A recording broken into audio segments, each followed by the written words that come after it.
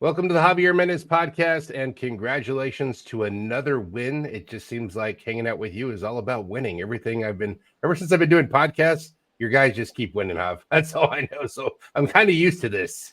How did you feel about last night? It was a little scary for a minute, but Islam pulled it through. What are your takes Yeah, on?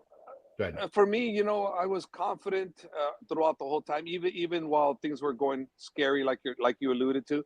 I was never afraid. I was very confident. I thought the first round he executed perfectly everything we told him about staying on the outside, keep moving to the right, and then change levels, take him down. He did beautifully, beautifully. Second round, he came out there and Dustin adjusted, and he was able to neglect some of our takedown attempts.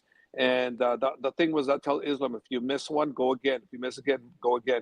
But unfortunately, what happens with fighters, when you miss one and it's a complete miss, it's kind of difficult to go back to the well again. You try something different, and that's what happens. Because if you notice, both of them didn't kick very much either. Because at the beginning, when Islam threw a kick, it went nowhere. And when he threw a kick, Dustin threw a kick, it went nowhere. So both of them neglected the kicking. And I was trying to implore Islam to kick. He didn't kick, but that's okay. I think Dustin probably was like well aware of what a kick means, throwing a couple of those up in the air towards Islam. He was like, "Oh, it's just offering him to pull the hatch and take me down," almost like we saw at the end. Don't put the foot out there, man. You know? Yeah. Now Islam's a master at taking you down, and I think the cage is something people think that he needs to use to take you down. Yes, it's easier in against the fence, of course, but Islam can take you in the middle too, as he showed that he's able to take you down in the middle. Also, he's got many tricks up his sleeve, and he's very talented in so many different areas with the judo, with the wrestling, with everything. In sambo, he's got it all. So he was able to utilize every aspect of it.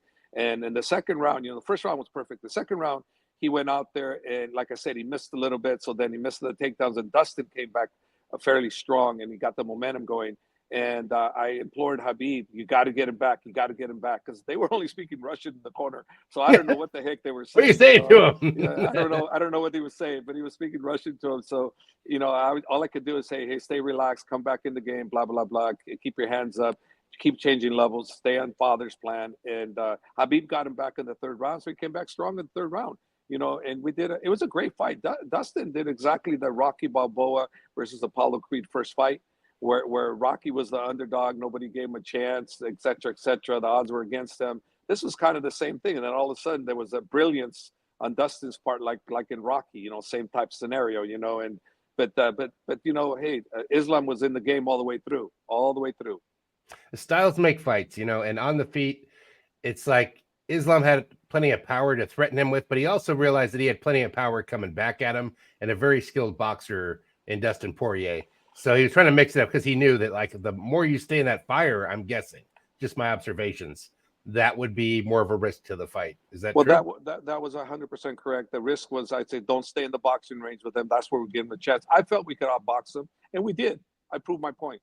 We did, but that was a wrong move in staying there, staying in the middle with him on in the clinch and stuff. That's where a lot of the damage that Dustin did on the range, outside range. He wasn't firing very much, and the inside he did, and staying in boxing range he did. And that was my concern. So, man, I got to give it to Dustin, man. He got his nose broken, I believe, in the third round, and he's like, "Come on, get it, let's go." Blood splurting everywhere. I mean, man, what a warrior! What a warrior! All hats off to him, man. No, all hats off to him. And then I had Khabib in the corner going crazy on me. Like I forgot how I crazy he saw a is in clip the of that. corner. I saw He a was so clip. nuts, man. I was like, I'm trying to calm him down and say, hey, don't worry, just scream loud, scream loud. But now, coach, that's his style. That's his style. That's his dad's style. That's his style. But I'm trying to get him settled down a little bit. So the commission kept yelling at us to sit down, sit down, sit down. And it's almost reminding me of the old style, But Habib's an unbelievable corner. He gives unbelievable advice. Unfortunately, I don't know exactly what the advice was, but I'm assuming it was good. But all the advice that was given to Islam was perfect. It's just that, hey, listen, you had a great warrior on the other end who had nothing to lose and gave it his all. And then you had a great champion in Islam who basically, hey, you come on stronger, I'm coming on stronger. Yeah, you want me to fight you? Okay. You don't want more blood? I'll give you more blood. So that's what happened here. At the very, very end, Islam never faltered. He never wavered from what the task was, and that was to beat this man.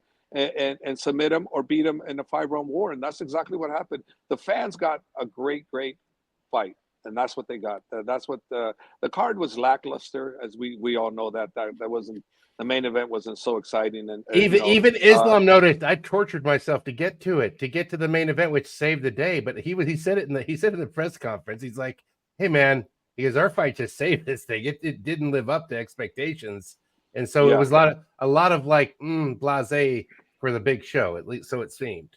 I mean, there's not a lot of fights I want to bring up to even talk about. It was like that, you know. No, it's like, I mean, the Sean Strickland fight. I mean, he's a great fighter. Sean Strickland's a great fighter, but unfortunately for me, he didn't. He pressured. He was in control, but it wasn't until his corner gave him great advice. Eric Nicholson's a great coach.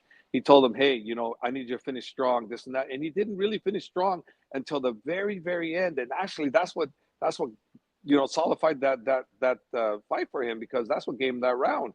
But up to that point, because you don't know how the judges were judging these fights. It could have went the other way. It could have went, especially, It's ridiculous the way they were judging this fight. So so he did it correct. He did great cornering, and Holland was great the way he did what he did. And those are the two. But Sean, it wasn't until the end that you got excited, because that just shows what Sean could actually really do if he gets more pumped up. Keep pressure. If he did it earlier, maybe. But he was, he likes to wear he likes to wear them down. He likes to wear them down. Kick, teep. Yeah. And so that was good. I was listening to the corner against Islam, on Dustin's corner. And they're like, just don't let him get you to the cage, and you're all good. Well, yeah, so that was bad. I would have never said that. I'm like, what happened? You got taken out in the middle. It's like, you're all good. No, you're not good. They should have said something else. But in your mind, sometimes you get stuck saying those things.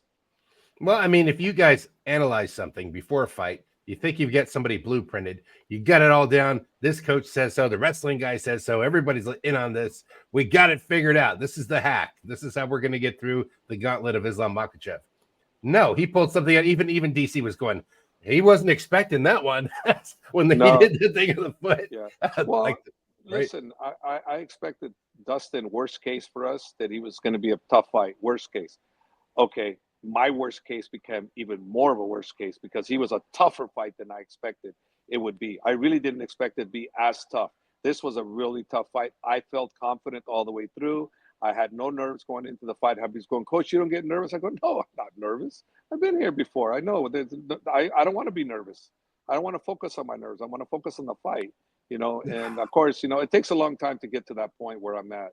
But I've been here so many years, so many high-level fights, that I know how to relax and utilize what I can to help my guy win, and that's what we did. But, when you have a great champion like Islam, who performs, who wanted it, and hey, he proved all doubts that he's exciting as hell. He could do it all. He could do it all. So I think that Islam Makhachev in this fight has gained many, many more fans based on his great performance. And Dustin also. Yeah, Dustin, hats off to Dustin. He did a tremendous job. Tremendous job. He was a gentleman. It's like, there's some misunderstandings I understood that happened, and that get taken care of. And that was like nice that everybody, it's not another Connor situation. Everybody's happy and, they get along. Well, it's because in Dagestan, the words mother effer, it's not taken as a nonchalant like it is here. You call somebody a mother effer. Sometimes that could be, you call somebody a mother effer. That's like your best friend. Hey, you mother effer, how you doing? Here we take it as different. Over there, it's no. You don't play with that. And Dustin realized that's what the case. So he went and apologized. Man, hats off to him. What a class act. What a class act. Unbelievable. His corner is class act also. I thought it was great. I was really happy to see Islam come out with the win. And they were talking about the post-fight press conference about, hey, is he going up? And then Dana's not like leaning into that. And it's like, but he's also not jumping up and down about Armand. So it's kind of like a let's see. I guess he's waiting for a dynamic moment in the next fight or two, in the next pay-per-views, to figure out how that transpires. At least that's my guess. Because everything's based on analytics, well, let's right? see what happens. Yeah, let's see what happens. Why is my face? Why can't I get in the middle centered? I don't know. Maybe it's an AI thing. Why? Why am I in the corner here? I don't know. everybody's always complaining about If whoever put in the comments, why is he in the and, corner? yeah, actually, they're right. They'd be right. I'm like, I don't know. But are, anyways, are you off to California? I'm off to the airport now. Sorry, airplane. I'm off to get my Uber to take me to the airplane. Well, thanks Airport, for squeezing me in there. It's good to have you back on. Right. So back to California. All right, buddy. See you next time. You have Back a great to flight. Cali. We'll see you. All right, man. Talk to you.